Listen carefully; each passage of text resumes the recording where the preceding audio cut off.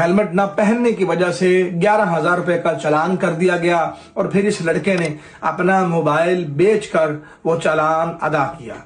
Traffic police Gujarat ने जब इस लड़के को हेलमेट न पहनने की वजह से रोका और इसका 2,000 रुपए का चालान करने लगे, तो ये लड़का कहता है इसने उनकी मिन्नत समाजत की कि मैं स्टूडेंट हूं, 2,000 रुपए का चालान अदा नहीं कर सकता, इसे कम कर दीजिए।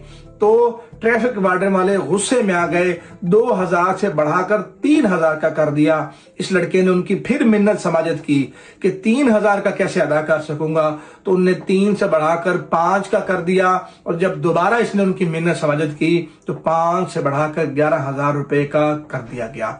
इस लड़के ने यह भी इल्जाम लगाया है कि इसके मोटरसाइकिल की चाबी निकाल कर उनने अपने दफ्तर में रख ली और कहा कि तुम अगर आज चालान अदा कर दोगे तो मोटरसाइकिल ले जाना, वरना तुम्हारी मोटरसाइकिल भी थाने बंद कर दी जाएगी।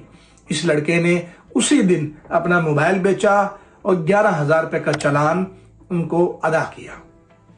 अब ये लड़का मरियम नवाज साहिबा से अपील कर रहा है और दीगर हुकामे बाला से अपील करता है कि इसके साथ ज्यादती की गई और जो उसका चालान नहीं बनता था वो किया गया, इसके साथ इंसाफ किया जाए। ये सारे इल्जामात इस लड़के की जानिब से थे, लेकिन इसने सबूत भी मुहैया किए हैं जिसमें इसने 11,000 रुपए का चालान अदा किया। वो मोबाइल के तमाम स्क्रीनशॉट आपके सामने बार बार चलाए जा रहे थे।